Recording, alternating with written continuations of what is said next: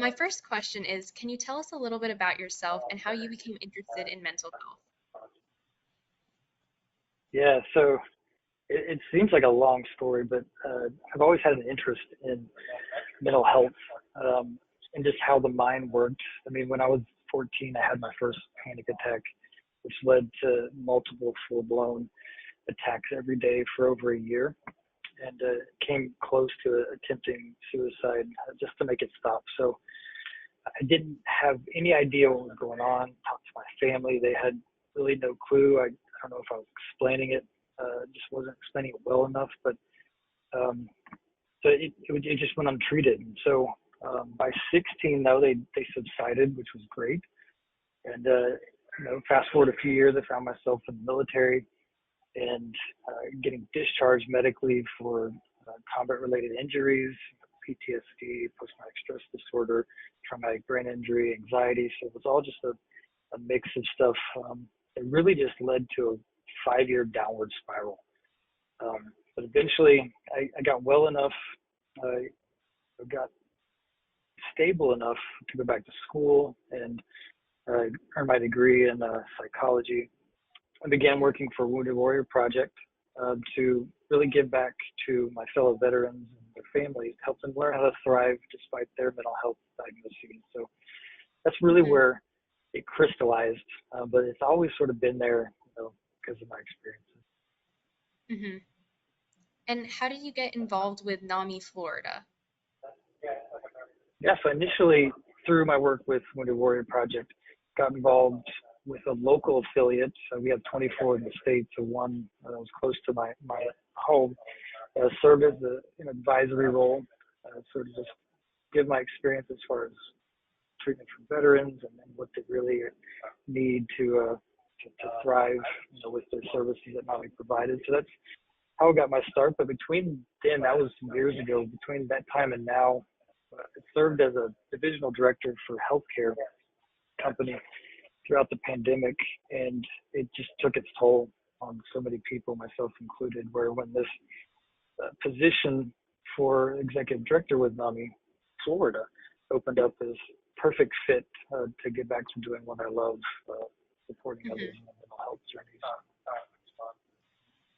And through your work with mental health, what are some of the most important aspects of teen mental health that you've come across and seem to have the greatest areas of concern and priority?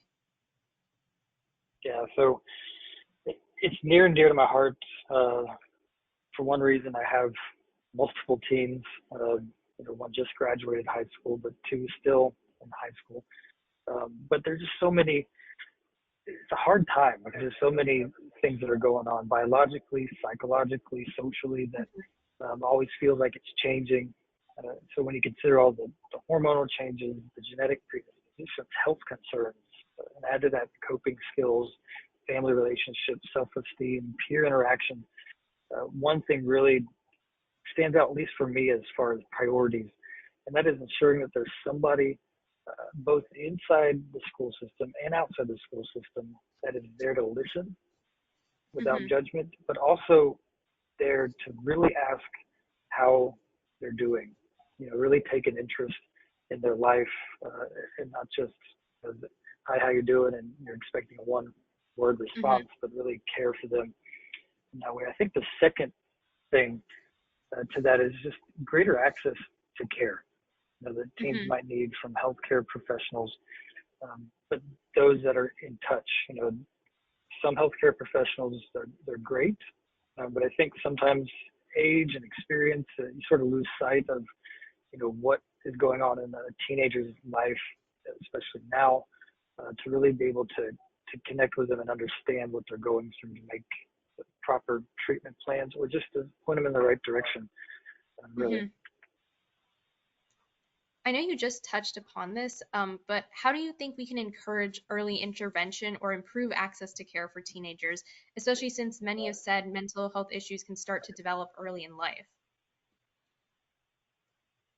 Yeah, that's a good question. Repeat it again, because I want to make sure that I'm answering it the right way. Hmm. How can we encourage early intervention or improve access to care for teenagers, especially since many have said that mental health issues can begin to develop early in life? Yeah, I think that starts at home. I think it really starts with the parent or the guardian or whoever's involved with the care of the child, uh, having an understanding of what's going on in a teenager's mind, what's going on at school, what are the pressures that they're facing in just the greater culture.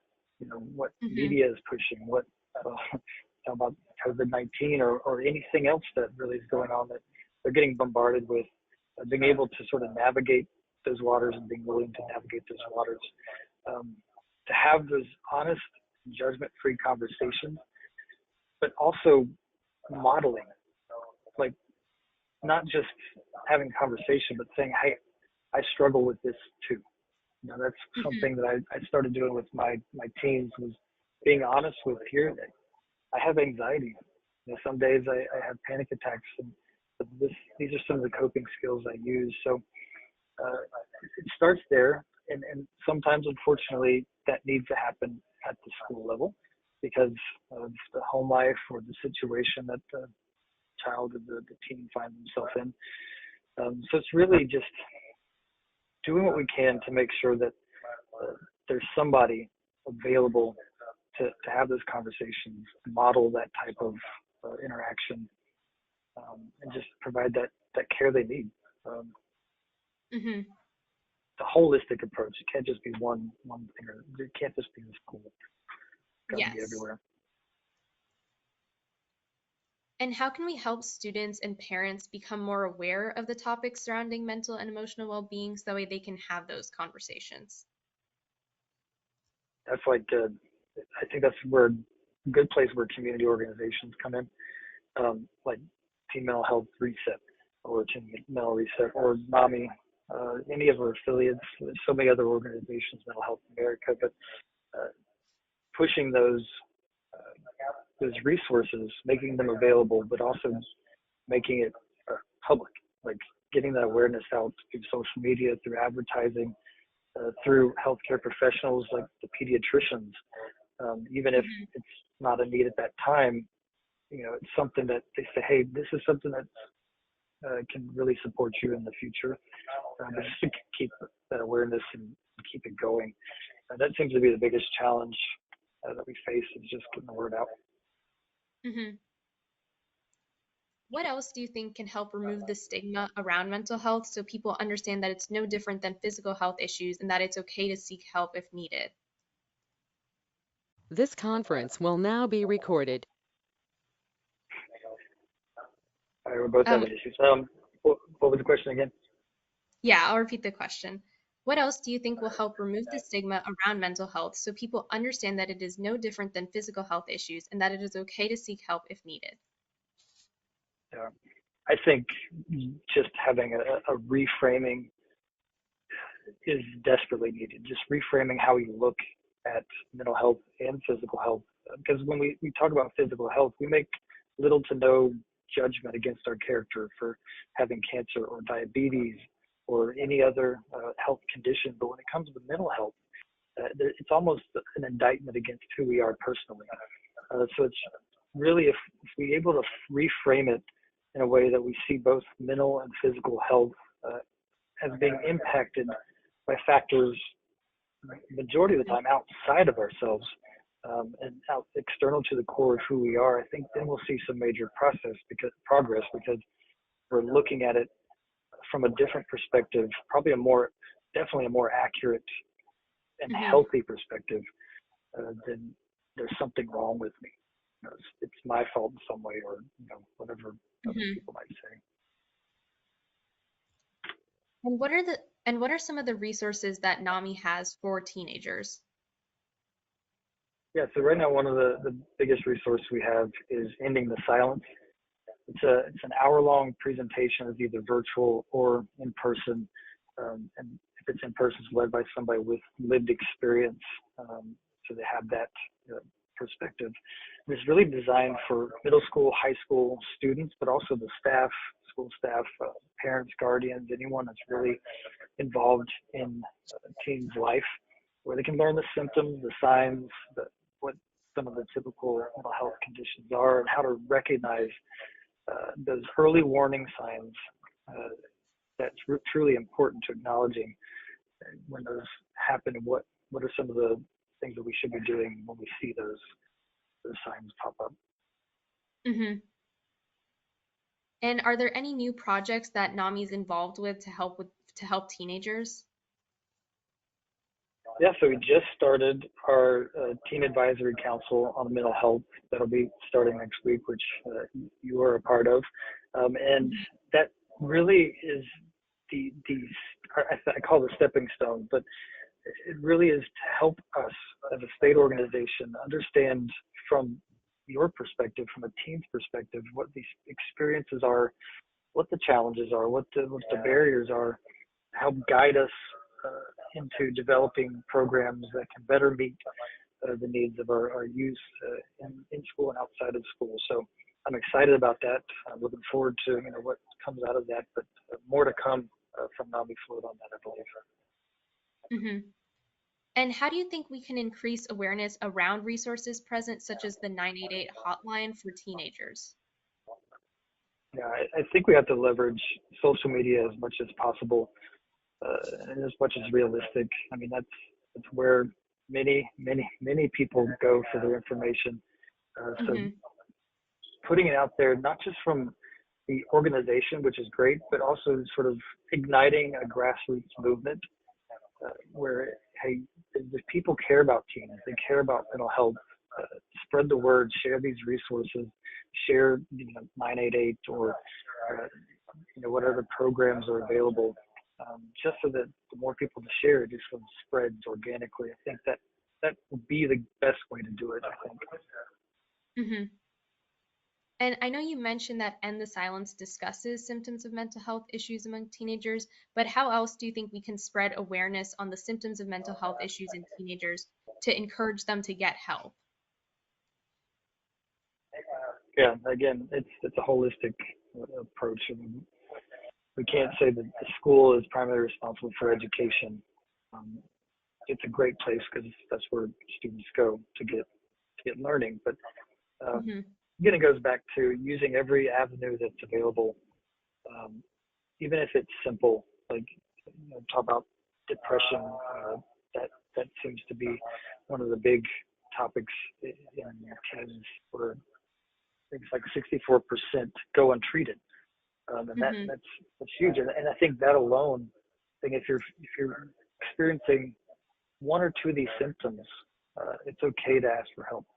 It's okay to talk to your school guidance counselor or someone in your community or the church that you may belong to. I mean, just talk to somebody. Hmm. But again, it's there's so many avenues available. What do you choose? How do you go about it the best way? And that's really why we're looking to the advisory council to really help us sort of hone what's the best ways to spread the word. Hmm. And what have you found to be the more common mental health issues affecting teenagers, and how these mental health issues affected their everyday life, and what can be done to mitigate the effects of these? Yeah, I think even before COVID, I think anxiety, depression, just heightened levels of stress were always there. There was always something that we needed to be focused on, but I think it really heightened. We saw the effects, the drastic impact from COVID that increased, the depression, anxiety because of isolation. And some of that was mitigated by having those connections, those personal, real interactions with their friends and peers. So that's part of that mitigation is ensuring and creating those spaces where our teens and youth can just hang out, just experience that community together. That's a big piece of mitigating those concerns, but also just addressing them. Hey, this is where we're at. This is what we have to work with, and providing those supports in school, out school, and community. I think the community is the biggest piece of it because they can fill in where the schools can't. You know, Hmm. starting to engage teens. You know, we have Boys and Girls Clubs, but YMCA's, and so many other organizations where just create a space, a safe space. Hey, this is where you can be you, and you can share that you're not feeling well, and we're right there with you to support you. I think those would be Hmm. two great ways to start.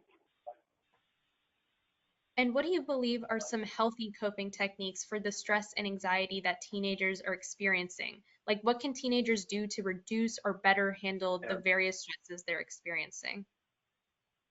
There's a lot of little things that I've learned, and I've taught my kids a few of these, and I think they're so simple to use.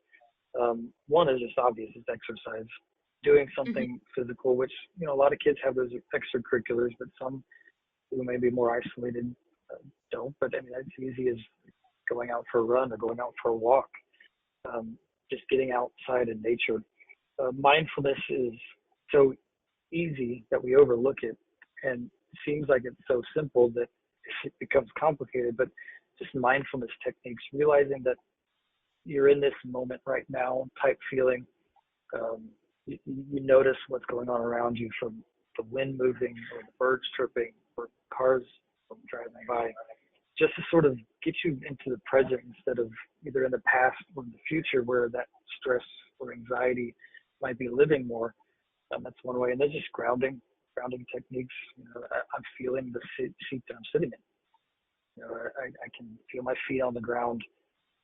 These are the simple things that we can incorporate in our daily life, um, to help, no Hmm. matter how old you are. They can have a great impact. Yeah. And how do you think screen time or social media is impacting teenagers' mental, emotional, and social well-being? And how can we address this issue or encourage students to navigate social media in a healthier manner? Yeah. Uh, you know, we talk about, you know, increasing awareness by using the means of social media as best we can. But the, you know, the flip side of that, the other side of the coin is it, it can do a lot of damage. Um, Again, no matter who you are, but especially for teens that are, some may be struggling with identity or just loneliness, and, and you begin to compare yourselves to who you see, and we forget Hmm. that these these lives in many ways are just a snapshot, and it's not really showing the full picture of the struggles and the challenges. Hmm. So I think just helping teens recognize that it's not an accurate representation of their life. TikTok isn't, Facebook isn't, Snapchat isn't. I mean, whatever social media you're using, it's just not an accurate representation.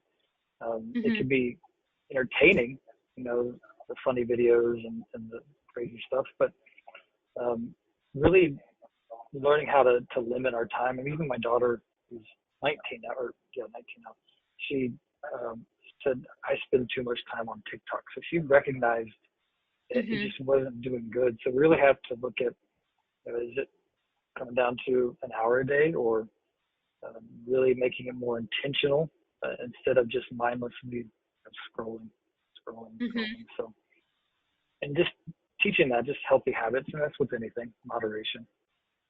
Hmm. Yeah. We know that students come from different family backgrounds and walks of life. And how do you think that impacts their well-being? And what can we do to help all students, no matter their background? Yeah, if you've met one family, you've met one family. It's just the way it is. But I mean, there are some things we have to acknowledge, that different cultures uh, tend to have, you know, some specific ways that they either address mental health or they don't address mental health.